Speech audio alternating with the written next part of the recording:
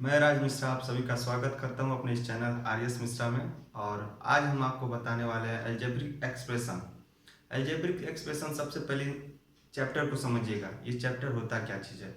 ये एक ऐसा चैप्टर होता है जिसमें हम क्या है, शुरू शुरू में जब हम पढ़ते हैं तो अक्सर ये होता है कि जब छोटे क्लास में हम होते हैं तो ये सोचते हैं कि अलजेब्रिक एक्सप्रेशन बनाया कौन है। यदि बनाने वाला मिल जाए तो फिर तो हम उसकी ऐसी की तैसी वाली काम करते। लेकिन चलिए, आज मैं आपको अलजेब्रिक एक्सप्रेशन में वो सिचुएशन ही नहीं आने दूंगा ताकि आप बनाने वाले का ऐसी की तैसी करें। तो ज़्यादा बात ना करते हुए मैं आपको अलजेब्रिक एक्सप्रेशन में आज वो सारी चीज़ें क्लियर कर दूंगा। और फिर आप जानते हैं क्या रूप हो जाएगा आपका। आपका रूप हो जाएगा एकदम सरफ वाला। जो कलर पर लगे हुए जो गंदगी होती है ना, उसको मिनटों में एकदम साफ कर देता है। वही चीज़ आपके अंदर भी आ जाएगा। आप सवाल इसे देखेंगे और फटाक से उसका आंसर कर देंगे। ये गारंटी है मेरा। बस आप इस वीडियो को अंत तक देखिएगा। यदि आपको ये वीडियो बहुत ज़्यादा पसंद है तो चैनल को सब्सक्राइब करना बिल्कुल ना भूलिएगा। और अपने मित्र दोस्त यार जो जो आपके अपने हैं सबको शेयर कीजिएगा। तो चलिए चलते हैं टॉपिक की तरफ। सबसे पहले हम आपको बता दें अलजेब्रिक एक्सप्रेशन होता क्या चीज़ है। एक्सप्रेशन मतलब आप भी जानते हैं, नहीं कहते हैं लोग कि अरे यार उसका एक्सप्रेशन बहुत गंदा था, बहुत खराब था। एक्सप्रेशन का मतलब होता है सजावट। और अलजेब्रिक का मतलब होता है डिजी। डिजी का मतलब अलजेब्रा जो एक्स वाई जेड होता है। तो एक्स वाई जेड और जो नंबर मतलब ये दो टाइप के होते हैं। एक को बोलते हैं कांस्टेंट। अभी हम बताने वाले हैं आपको सारी चीज़ें एकदम क्लीन और क्लियर तरीके से बताएंगे। हमारी बात आपके एकदम दिल पे पहुंचेगी, ये गारंटी हमारा है। चलिए, तो अलजेब्रिक एक्सप्रेशन को अभी मैं बताऊंगा। उसके पहले मैं आपको दो चीज़ें बताना चाहूँगा ताकि वो सबसे हमारा मेन चीज़ होता है। एक होता है कांस्टेंट। और इन सारी चीज़ों को मैं हिंदी मीडियम के लड़कों को नज़र में रखते हुए बताऊंगा ताकि वो भी, यदि कोई हिंदी मीडियम का बच्चा ये वीडियो देख रहा हो तो उसको भी एकदम अच्छे से समझ में आए। कांस्टेंट कांस्टेंट होता है और एक होता है वेरिएबल। पहले इन दोनों चीजों को हम अच्छे से समझ लें, ये होता क्या चीज है। देखिए दोस्तों, बहुत आसान और एकदम सरल लैंग्वेज में आपको बताऊंगा। आप एकदम पक्का भागिएगा नहीं। भाग गए यदि तो फिर जीवन भर पछताएंगे। कांस्टेंट मतलब होता क्या चीज है, पहले इसको देखिएगा। कांस्टेंट बहुत सिंपल है। कांस्टेंट मतलब होता है नंबर। बस हो गया, नंबर याद हो गया। कांस्टेंट क्या होता है। नंबर का मतलब कुछ हो सकता है। नंबर का मतलब 0, 1, 2, 3, 4, या माइनस में भी हो सकता है। -5, -6, -8, कुछ हो सकता है। या फ्रैक्शन में भी हो सकता है। 1/2, 3/5, 9/4। मतलब ये सारे नंबर को हम बोलते हैं क्या, कांस्टेंट बोलते हैं। कितना सिंपल तो है। फिर मैं आपको बता दूं, कांस्टेंट जो भी नंबर आपका होता है ना, वो सारा नंबर हमारा क्या कहलाता है, कांस्टेंट कहलाता है। याद रखिएगा एकदम। अब वेरिएबल देख लीजिए। वेरिएबल तो उससे भी आसान है। वेरिएबल का मतलब होता है ए से लेके जो जेड तक हम पढ़ते हैं एल के जी यू के जी क्लासों में ना, उसके बीच का कोई भी आ जाता है वो अल्फाबेट, तो उसी को बोल देते हैं हम वेरिएबल। जैसे कभी एक्स, ज्यादातर एक्स आप नाम सुने होंगे। X, Y, Z, P, Q. आप ए से लेके जेड तक टोटल 26 लेटर होते हैं, ये सबको पता होगा। इस 26 लेटर में कोई भी लेटर आपका मैथ की क्वेश्चन में आ जाए ना तो उसी को हम कह देते हैं वेरिएबल। देखिए कितना सिंपल है। कोई नंबर है तो उसको कांस्टेंट, और कोई लेटर आ जाता है, कोई अल्फाबेट आता है, उसको बोलते हैं हम वेरिएबल। बस। अब देखिए, अब हम आपको बताने वाले हैं अलजेब्रिक एक्सप्रेशन। रुकिए रुकिए रुकिए रुकिए, उसके पहले एक चीज और क्लियर हम आपको कर दें। अलजेब्रिक एक्सप्रेशन क्या चीज होता है। इन दोनों चीजों को तो आप समझ लिए होंगे। कांस्टेंट का मतलब होता है कोई भी नंबर होता है उसको हम कांस्टेंट बोलते हैं। वेरिएबल का मतलब होता है कोई भी अल्फाबेट वर्ड आ जाए, लेटर आ जाए, उसको हम बोलते हैं वेरिएबल। अच्छा, इसको हिंदी में क्या बोलते हैं दोनों को। इसको देखिए, वेरिएबल का मतलब होता है चर। वेरिएबल का मतलब क्या होता है, चर। और इसका मतलब होता है अचर। कांस्टेंट का मतलब होता है अचर। हिंदी मीडियम वाला ध्यान दीजिएगा, ठीक है। वेरिएबल का मतलब होता है चर और कांस्टेंट का मतलब होता है अचर। वेरिएबल चर क्यों बोलते हैं या वेरिएबल का और क्या मतलब होता है, उन चीजों को भी देख लीजिए। वेरिएबल का मतलब होता है जो बदलता रहता है। नहीं कहते हैं गांव में, भोजपुरी में कहते हैं कि गैया चर रही है। चरने का मतलब कि वो हिल डुल के चलती है, हिल डुल के चरती है कि नहीं। चरने का मतलब कि घास, जो गाय घास खाती है ना, उसको बोलते हैं गाय चर रही है। तो गाय कैसे चरेगी, यहाँ से कुछ दूर यहाँ खाएगी, फिर यहाँ से चर के वहाँ जाएगी, वहाँ खाएगी, फिर वहाँ से वहाँ खाएगी। तो मतलब वो बदल रही है जगह अपना, इसलिए उसको हिंदी में बोल दिए चर। याद हो गया कि नहीं। कांस्टेंट मतलब हो गया अचर, जो नहीं चलता है, जो नहीं बदलता है। तो जो नहीं बदलता है उसको बोलते हैं कांस्टेंट, और जो बदलता है उसको बोलते हैं वेरिएबल। अब अगला देखिएगा, इससे भी आसान होने वाला है, भागिएगा नहीं बस। देखिए इसके आगे क्या हम बताने वाले हैं आपको। इसके आगे आता है हमारा दूसरा चीज, जो इसी का सीढ़ी होता है, अगला सीढ़ी होता है। वो चीज होता है फंडामेंटल यूनिट। फंडामेंटल यूनिट क्या चीज होता है, इसको पहले हम समझ लें। फंडामेंटल यूनिट मतलब क्या होता है, इसके बारे में हमको जानना जरूरी है। देखिए मैथ में तो हम चार ही चीज शुरू से लेके और बीएससी एमएससी जहाँ तक आप पढ़ेंगे, चार चीज पक्का आएगा आपका। क्या आता है मालूम होगा आपको भी। जोड़ आता ही है, जोड़, ऐड, घटाना, गुणा और भाग। देखिए ऐड हो गया, सब्ट्रैक्ट हो गया, मल्टीप्लाई हो गया और डिवाइड हो गया। इसी चारों साइन को हम बोलते हैं फंडामेंटल यूनिट। फंडामेंटल यूनिट मतलब होता है जो प्रारंभिक इकाई होती है। तो हर चीज का प्रारंभिक इकाई यही चार होता है मैथ में। अब हम आते हैं अलजेब्रिक एक्सप्रेशन पे, जो हम आपको रोके हुए थे। अब आप समझ जाएंगे अलजेब्रिक एक्सप्रेशन, ध्यान दीजिएगा बस। अलजेब्रिक एक्सप्रेशन क्या चीज होता है। अलजेब्रिक एक्सप्रेशन का मतलब होता है, अलजेब्रिक मतलब होता है बीजी XYZ, और एक्सप्रेशन मतलब होता है दिखावट। तो बीजी व्यंजनों का दिखावट जो होता है उसी को हम अलजेब्रिक एक्सप्रेशन बोलते हैं, लेकिन उसका फंडामेंटल यूनिट के साथ होना चाहिए। मतलब इसको हम बना बोल सकते हैं, बढ़िया से एकदम बना के बोलना चाहें तो एक कंबाइनेशन of variable and constant with fundamental unit. बस हो गया। अब कार्ड लगा के कह दीजिए क्या कहते हैं, अलजेब्रिक एक्सप्रेशन कहते हैं। देखिए कितना सिंपल है, एक कंबाइनेशन of variable and constant with fundamental unit card algebraic expression. देखिए इन चीजों को आपको समझना पड़ेगा, नहीं समझेंगे यदि तो फिर आगे चल के आपको दिक्कत होगा। इसलिए ध्यान से देखिएगा, बड़ा आसान तरीके से मैं आपको बताने वाला हूँ आज। चलिए अगला चीज आता है हमारा वेरिएबल और कांस्टेंट। समझने के बाद जो अगला हमारा पड़ाव, अगला स्टेप जो होता है वो चीज होता है कि टर्म्स मतलब क्या होता है, इसको हिंदी में पद कहते हैं। अब वो पद मतलब मत समझिएगा प्रिंसिपल हो गया या एयरफोर्स वाला पद, ये भी पद है। इस पद को अभी आप समझेंगे बहुत बढ़िया से। टर्म्स क्या होता है, जब कांस्टेंट आपको बता ही दिए, कांस्टेंट मतलब होता है क्या है बताइए आप लोग जल्दी। हाँ गुड, नंबर। अब वेरिएबल मतलब क्या होता है, गुड, वेरिएबल मतलब होता है XYZ, जो हमारे A से लेकर Z के बीच में नहीं आता है सब, उसी को बोल देते हैं वेरिएबल। और नंबर का तो कोई लिमिट ही नहीं है, नंबर तो कुछ भी आ सकता है।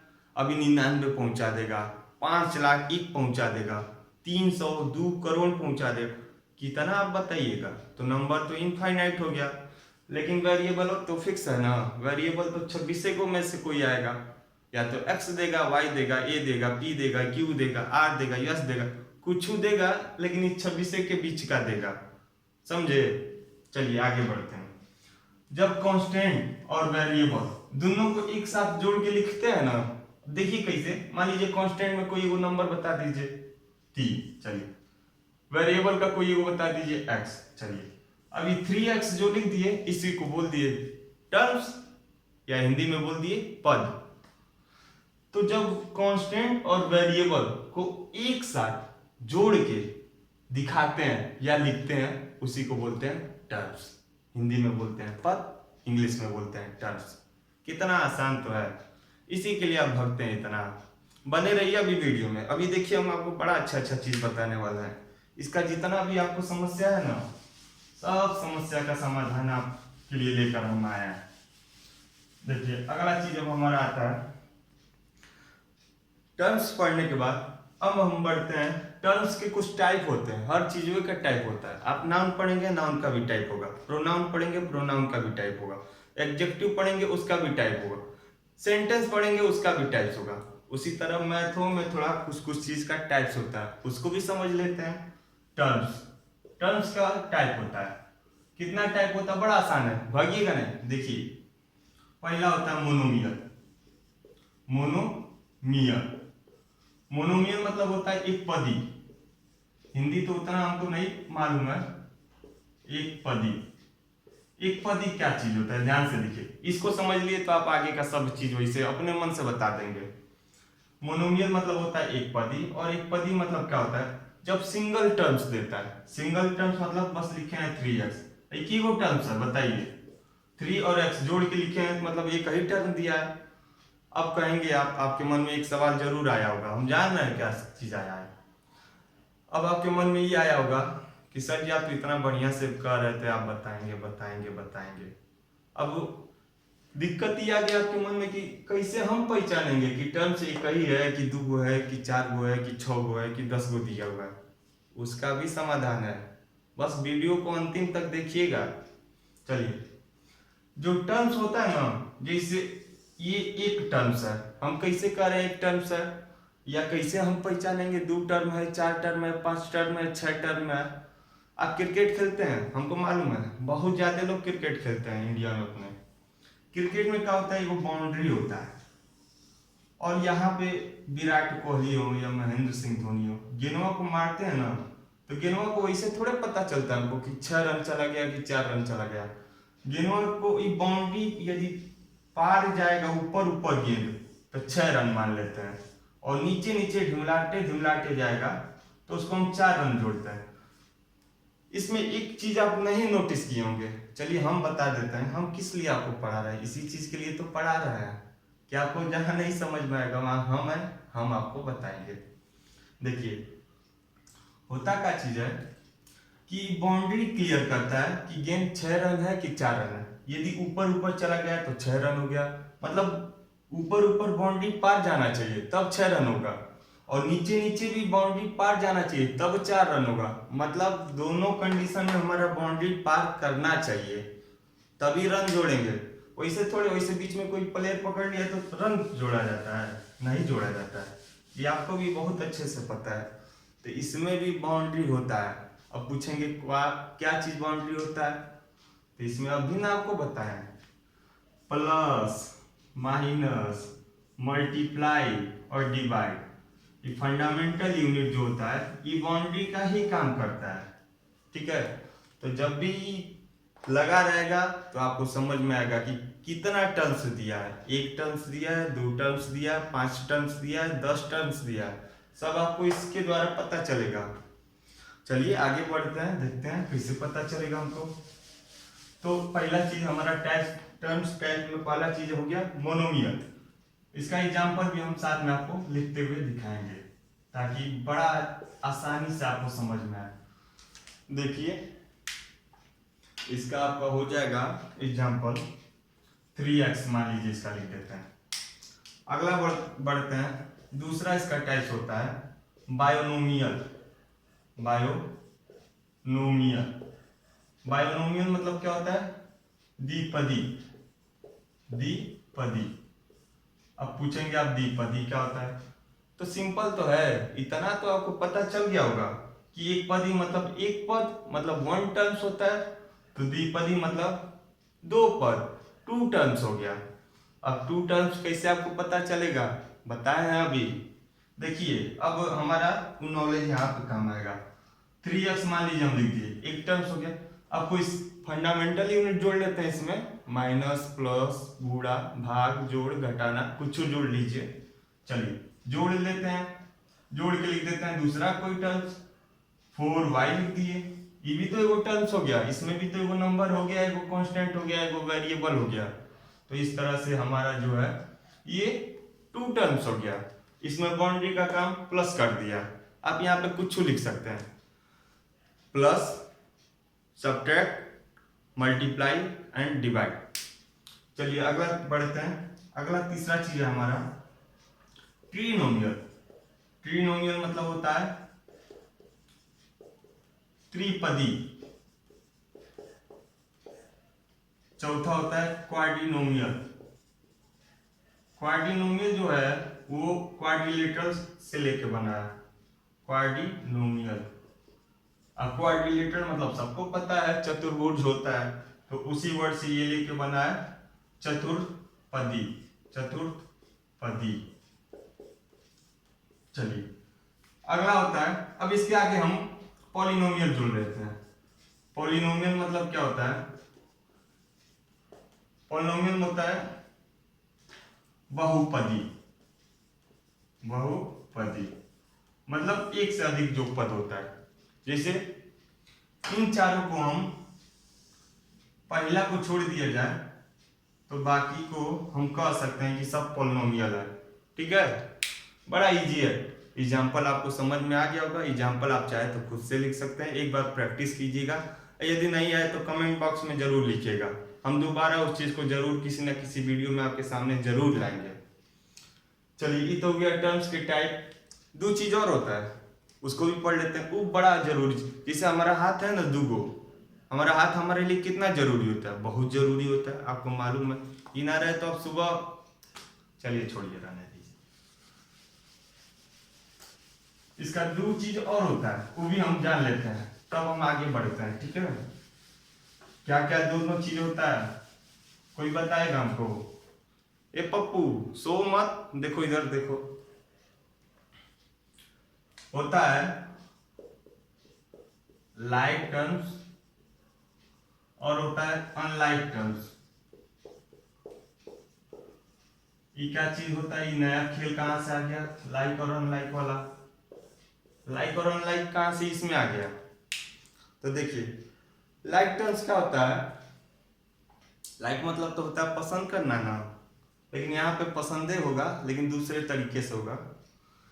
लाइक मतलब क्या होता है ना, बड़ा इजी होता है। लाइक का मतलब ये होता है ना, कोई भी यहाँ पे टर्म्स लिखा हो, कि है तो टर्म्स का ही टाइप, तो आखिर टर्म्स से होगा इसमें, मतलब पद ही तो होगा इसमें।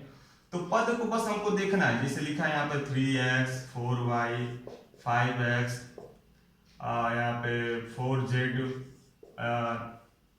9x, मतलब ये सारा नंबर हमारा लिखा हुआ है। ठीक है, देखिए कॉमा दे दे, हम जानबूझ के लिखे, अलग अलग लिखना चाह रहे थे। अब इसमें देखिए लाइक टर्म कैसे हमको पता चलता है, एकदम आसानी से आपको पता चलेगा, ये गारंटी है हमारा।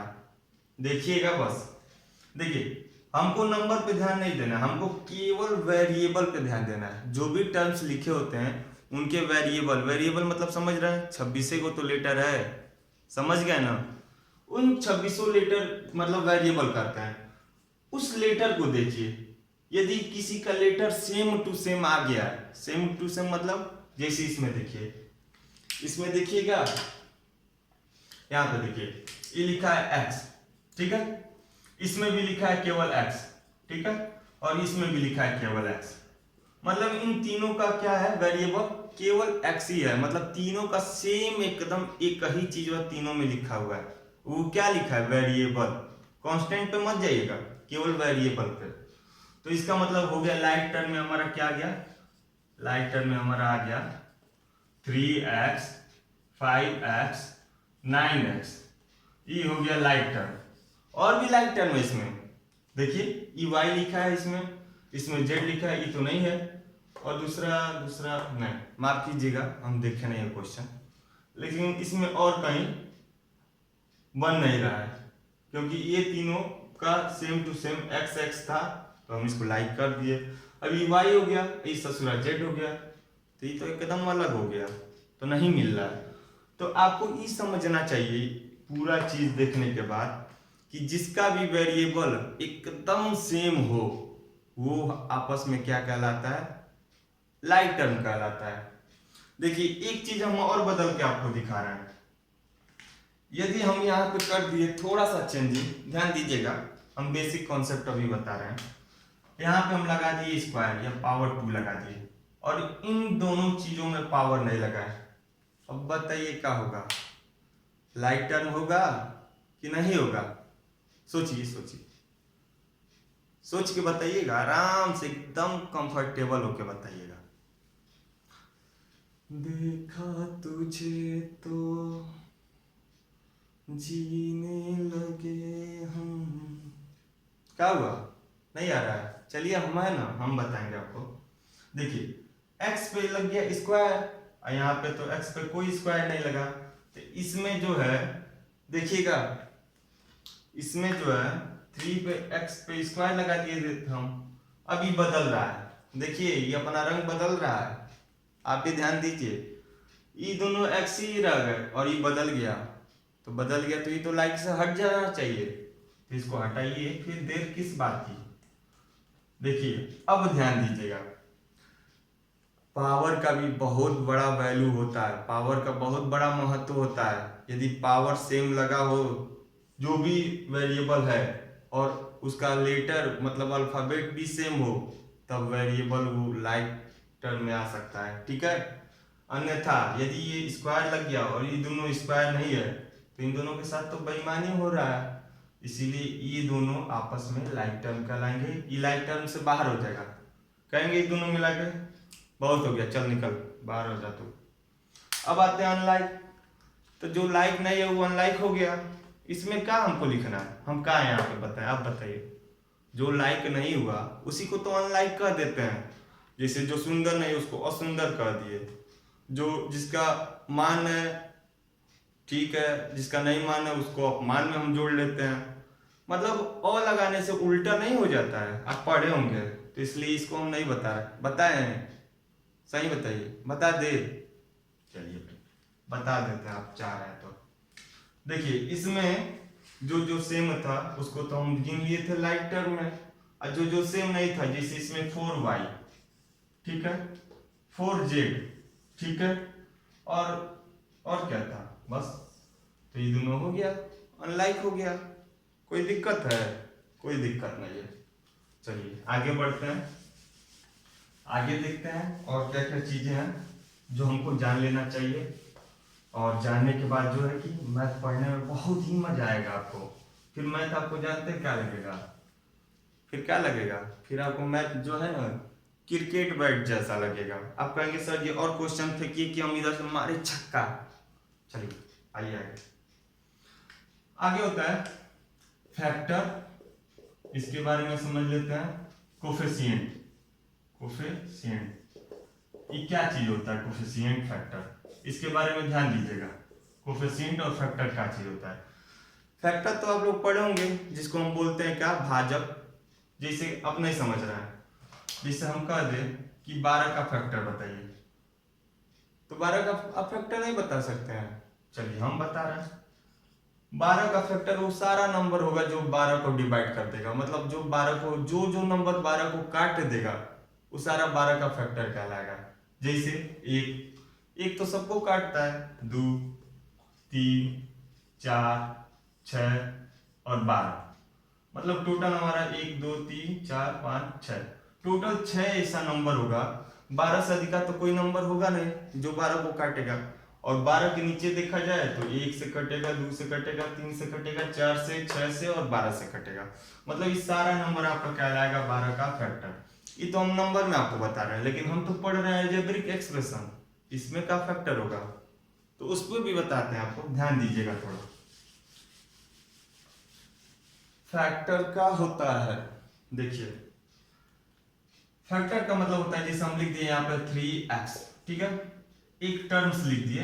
अब इसमें हम कह रहे हैं कि आपको फैक्टर बताइए, तो सिंपल इसमें 2 फैक्टर निकल के आ रहा है, ध्यान दीजिएगा 2 फैक्टर होता है। दो फैक्टर में क्या क्या होता है, एक होता है कांस्टेंट फैक्टर, एक होता है कांस्टेंट फैक्टर और एक होता है वेरिएबल फैक्टर।